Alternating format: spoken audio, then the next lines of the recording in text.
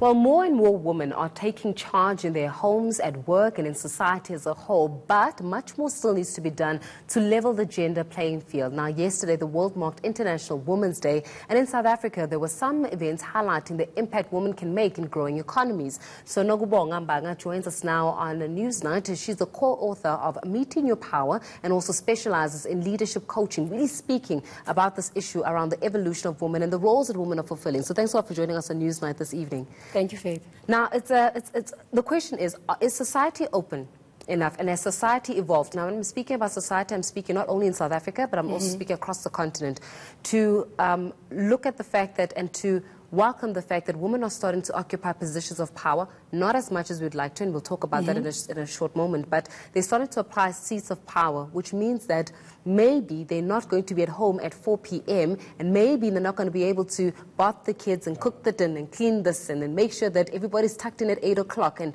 is society open to the versatility of women and the fact that they are assuming economic roles now?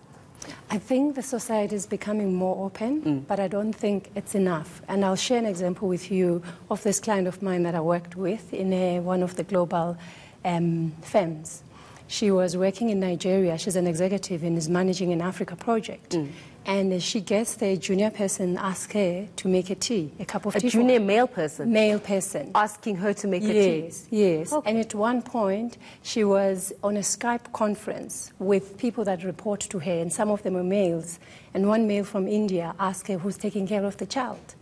So as much as women, we are being comfortable and confident to take those positions, there's still situations where we find ourselves being questioned for choosing to take the paths that we take.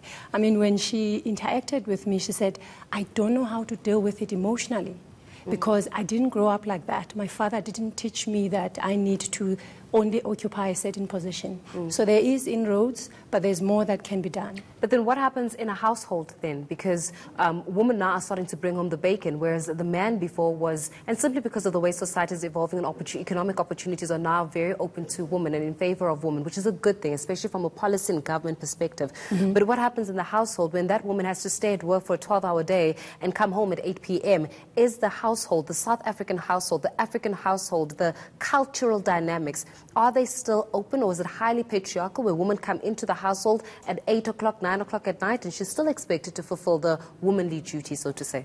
There's some pockets where women come home to cook, bath the kids, and do the whole process of making sure that by 8 o'clock everyone is asleep. But there are pockets where women have support at home through helpers who make sure that even if they come home at 8 or 10 or 9, 8 o'clock, or they're working out of town, there is someone taking care of their kids.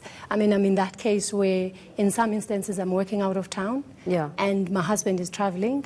I have someone who's taking care of my kids, and there is no guilt or shame associated with being out of town. Even the kids are starting to understand that mom has to work, dad has to work to create this life that we live today. So there's some pockets where it's not where we'd like to be, where women are feeling shameful for being at work at 8 o'clock. That mom guilt. And I remember because one of the authors and the deputy president of Facebook actually wrote this, and she's Sheryl Sandberg. She wrote the book In, and she always says that the problem with women, especially women that are in a corporate setting, they suffer from guilt, mom guilt, leaving the children at home, or not being able to pick up the kids at school, or not being able to attend soccer practice, and feeling like society is judging them for being bad mothers because they decided to pursue their dreams and to pursue their ambition. So where are we really when it comes to the South African context, where we can allow a woman to be diverse? You know, a woman can be, you know, an academic, and she can be working, and she can bring home the bacon, but at the same time, she can run a successful household and not feel guilty about it. And we need to understand where the guilt is coming from, because that guilt is coming from, we've been taught from an early age, where is our role? It's being at home. So that guilt, it's years of build-up. I mean, I sometimes talk about we need to be mindful what we teach our girls. Are we reading them Cinderella? And if we read them Cinderella, we're reinforcing the whole story. And by the age they're 18, they are already set into that set up that I need a handsome prince to come and rescue me, and I need to cook and clean in order to prove my worth so that the handsome prince can come and rescue me. Exactly. And that I'm not a good enough mother if I am leaving my kids for a week. And therefore that guilt comes in. And sometimes not even coming from anyone. It's knowing your understanding in terms of society that women are supposed to be taking care of the kids. What is society saying, and what are statistics saying about the younger generation? And I mean, the younger generation Z, for example, has got a different take on what it means to be a successful woman, right? A lot of times we'll be assuming corporate structures, but thank you to the likes of Kylie Jenner, where we're seeing young women becoming billionaires, or claim to become billionaires at a very young age. You've got a lot of girls that want to, and young women want to open up, YouTube accounts and have makeup tutorials and diversify the way in which we were taught success is accumulated. We were taught that you have to go to work and go to school. They told that, look, if you have a successful YouTube account and you've got about 1 million followers, you're kind of good. You can cash in on that. Yeah. So technology has made some areas easier for women to tap in. But for me, there's the rural girl who doesn't have access to that. And that talks to the masses. The girl in Alex, that talks to the masses. The girl in Alex who asked me one time, when is the right time for me to make decisions?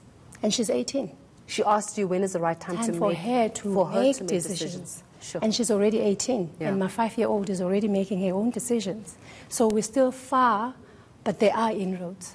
I think that sometimes when we have conversations like that about the emancipation of women and how society responds to an emancipated woman, we often leave out the fact that society is bigger than just Johannesburg, and society is bigger than Gauteng, and it goes and extends into Free State, into Kimberley, and all the parts of the country where Twitter is irrelevant. Twitter is irrelevant and Instagram is irrelevant. You know why? Because the issues here are bread issues, right? The issues there are, I don't have water.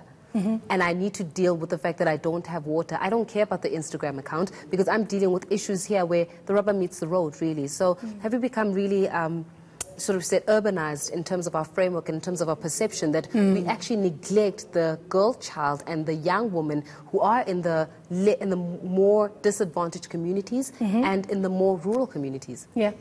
We tend to, yes, we absolutely do tend to focus on Johannesburg or major cities, and we make that as if that's the whole outlook of South Africa, and yet there really are girls that don't know where they're going to have a piece of bread. They don't even know that they are good enough, that they are beautiful, that they can own their name. I mean, the stories that we've experienced as Claire and I when we were launching the book, where this girl was so afraid to talk to us because she could not even embrace her own name.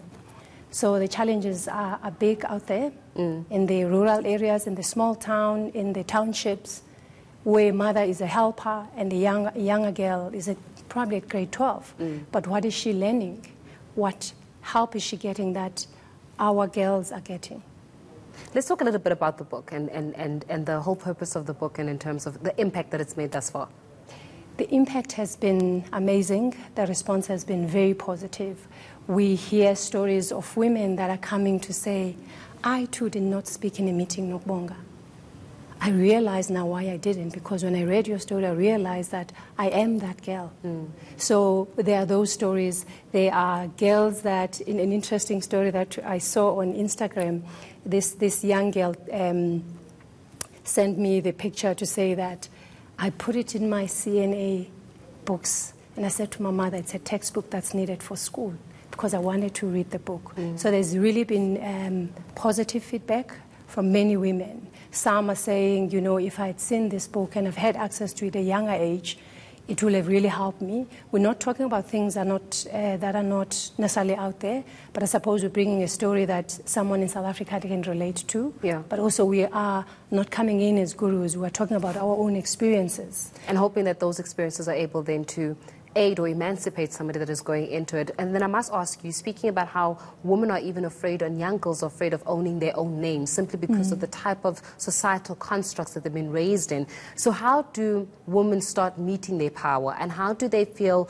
I've heard thousands and countless of times where coaches will say the problem with women is that we're too darn apologetic about everything. So we apologize for being strong. We apologize for being well articulate. We apologize for being beautiful. We even apologize for being intelligent. It's almost like, oh goodness, I'm intelligent. I am so sorry I'm intelligent. I'm so sorry I'm more smarter than you and I'm more capable than you. So we're very apologetic in terms of our approach. Then how then do we start meeting our power and not become afraid to sit on the table and not be afraid of the power which we possess?